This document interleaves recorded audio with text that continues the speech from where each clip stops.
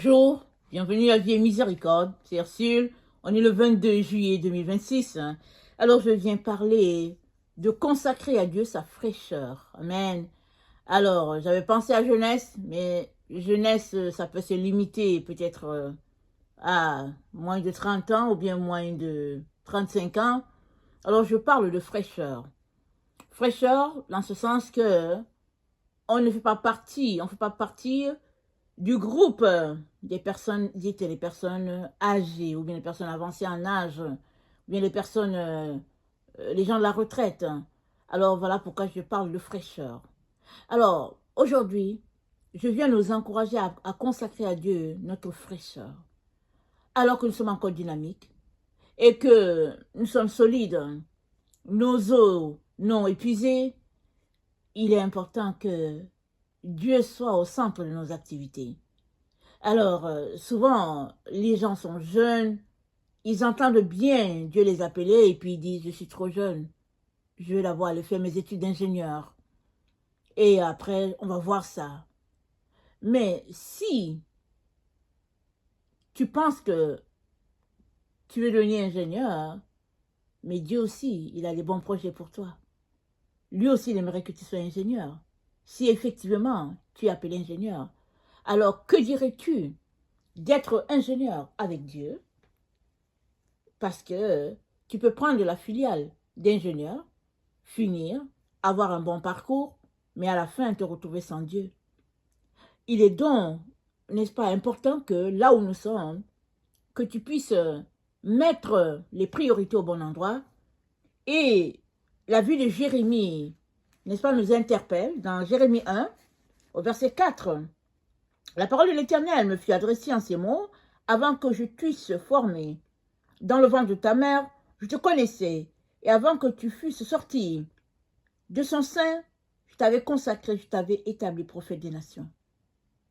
Avant même que la mère de Jérémie voie le visage de son bébé, Dieu avait déjà consacré cet enfant-là. En d'autres mots, avant que Dieu ne l'envoie sur la terre, Dieu savait déjà qu'il irait sur la terre pour telle situation, pour telle mission, voilà. Alors, au verset 6, ah, j'ai répondu à Seigneur éternel, voici, je ne sais point parler, car je suis un enfant. Éternel me dit, ne dis pas je suis un enfant, car tu iras vers tous ceux auprès de qui je t'enverrai, et tu diras tout ce que je t'ordonnerai. Ne les crains point, car je suis avec toi pour te délivrer, dit l'Éternel. Puis l'Éternel étendit sa main, toucha ma bouche, et l'Éternel me dit, voici, je mets mes paroles dans ta bouche. Regarde, je t'établis aujourd'hui sur les nations et sur les royaumes, pour que tu arraches et que tu abattes, pour que tu ruines et que tu détruises, pour que tu bâtisses et que tu plantes. Amen. Donc, Jérémie, dans son jeune âge, a été appelé à servir Dieu. Alors, il dit à Dieu qu'il est trop jeune. Quel âge avait-il? 10 ans, 12 ans, 15 ans? C'est pas dit. Il dit seulement qu'il est trop jeune et puis il dit seulement qu'il ne sait pas parler. Voilà, il dit qu'il ne sait pas parler. Avait-il un problème de bégaiement? Était-il une personne gênée qui avait la difficulté à s'exprimer? On ne sait pas. Mais toujours est-il que Dieu a touché ses lèvres. Et Dieu lui dit, tu iras vers ceux auprès de qui je t'enverrai et tu diras ce que je t'ordonnerai. Amen. Dieu lui a dit, voilà ce que je t'ai appelé à faire et c'est ça que tu vas faire. Quelle grâce, quel privilège. Alors, nous sommes son ouvrage. Il est donc important qu'on saisisse que Dieu peut se servir de nous à tout moment selon son plan parfait. Amen. Et parlant de trop jeune, Samuel n'a pas eu à dire cela. Samuel, c'est l'enfant que Anne a eu alors qu'elle était stérile. Les gens se moquaient d'elle. Elle a prié Dieu ainsi, elle a dit que si tu me donnes cet enfant, je te le rendrai. Et quand Samuel fut sévré, Anne a fini par tomber enceinte. Et quand il fut sévré Samuel, Dieu l'a conduit au temple. Et il était là-bas. Il servait Dieu. Alors, on peut s'arrêter pour dire que, hein, comment est-ce qu'on est, est-ce que moi, je laisserai partir mon enfant au temple, etc., etc. On peut s'imaginer toutes sortes de situations. Mais on a ici la preuve que Anne avait un cœur consacré totalement à l'Éternel. Si bien qu'elle a donné son enfant à Dieu. Et elle a eu, n'est-ce pas, 5 autres parce qu'elle était stérile. Mais toujours est-il que le fait d'être trop petit ou bien de ne pas savoir parler, tout ça sont des prétextes que l'ennemi met en avant parce qu'on est peut-être inconfortable, on a peut-être peur ou bien on tergiverse encore dans notre engagement avec le Seigneur. Mais aujourd'hui, le Seigneur vient nous intéresser à ceci. C'est que on n'est jamais trop jeune pour servir le Seigneur. Amen. Tu n'es jamais trop jeune. Parce que tu ne sais pas qu'est-ce qui est planifié contre toi. Alors que tu confies ta vie à Dieu et que tu marches avec Dieu, s'il t'a appelé, vas-y. Ne dis pas, Seigneur, je suis trop jeune, je vais d'abord aller faire mes études de mathématiques. Seigneur, voilà ce qui se passe, je vais d'abord faire ceci. Non. Dieu t'a-t-il appelé? Réponds à son appel sans tarder. Amen. Et lui te préservera, il te gardera. Tout ce que l'ennemi planifie de faire sur la terre, Dieu te gardera. Mais commence par donner ta vie à Jésus. Amen. Alors, dans Ecclésiaste 12, le verset 2 à 3, l'Ecclésiaste parle aux jeunes. Il dit, réjouis-toi. Éclate-toi. Mais sache que demain, tu te tiendras devant Dieu pour répondre de tes actions. Question de dire que dans tout ce que nous faisons, il y aura un compte rendu. Maintenant, le compte rendu sera-t-il en notre faveur? Ou bien, est-ce que ce sera contre? Voilà pourquoi il est important que tu puisses choisir tes activités, choisir ton orientation, savoir avec qui tu marches, parce que tu peux facilement passer à côté de ce que Dieu a pour toi, hein, selon que tu te confies à 100% aux hommes ou pas. Amen. Alors, si on revenait sur l'exemple de Jérémie, on sait que Jérémie a servi le Seigneur très très jeune. Il a donné sa vie au service de Dieu. Et on sait aussi que c'est un prophète qui a été beaucoup maltraité, méprisé. Mais si on regarde sa vie, on se rend compte que quand il était encore dans la fleur de l'âge, Juda a été déporté. Et même avant que le roi soit déporté, quelques heures avant, ou bien quelques 24 heures, 1 ou 2 jours avant, les conseillers du roi ont demandé de jeter Jérémie dans la citerne. Jérémie serait mort dans la citerne, alors que le roi était en train d'être déporté pour Babylone.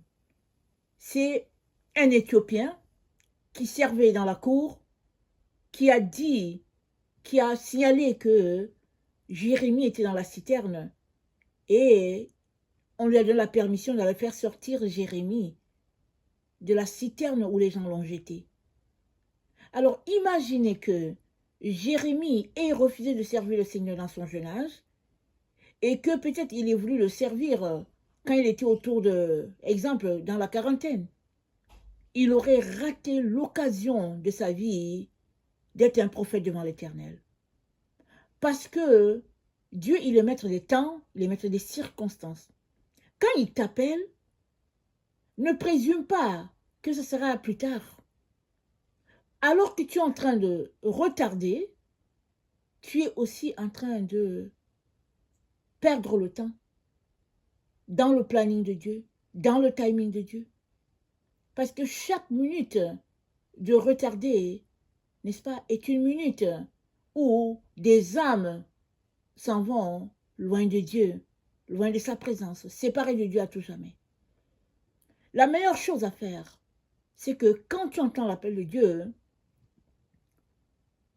va à ses pieds pour questionner si ce que tu entends vient de Dieu et mets-toi au service de Dieu.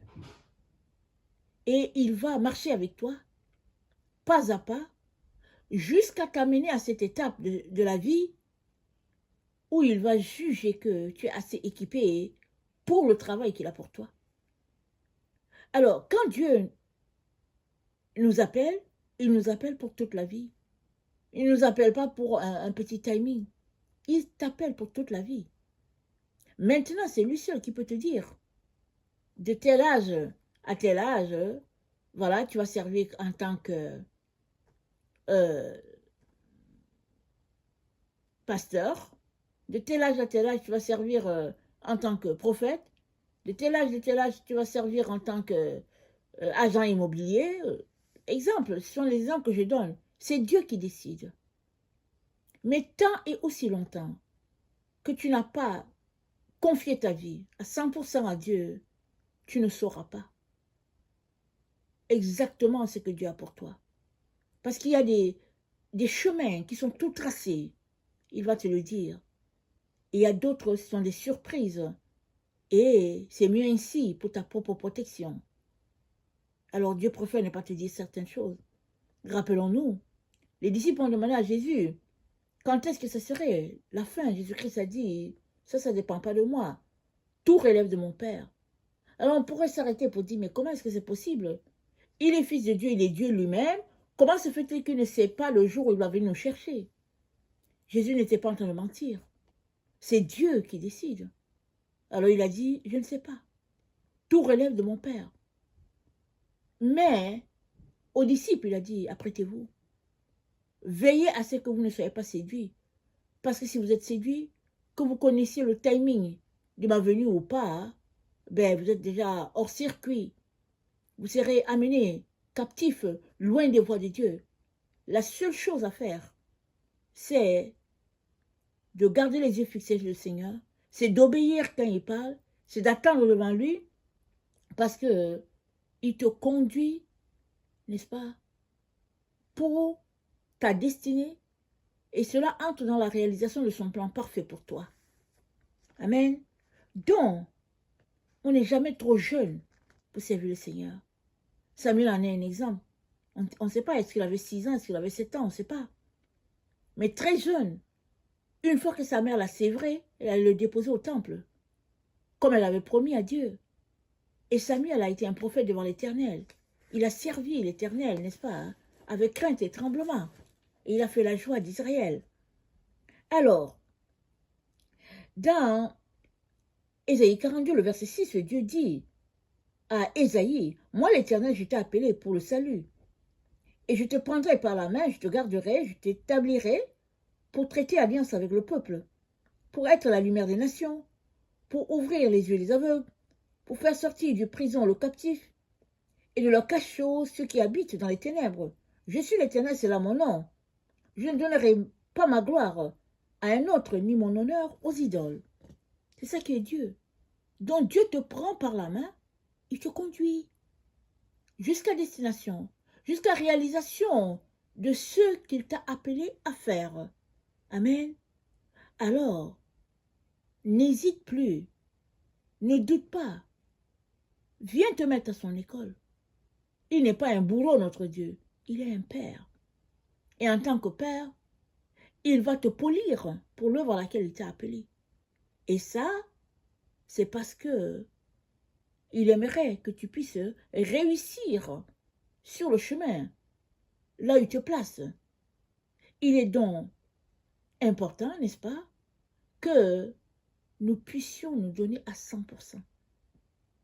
Et que nous n'essayons pas de gérer le timing que nous donnons à Dieu, comme si on veut le contrôler. Non, si Dieu ne te contrôle pas, toi non plus, tu ne peux le contrôler. C'est lui qui est Dieu, c'est pas toi.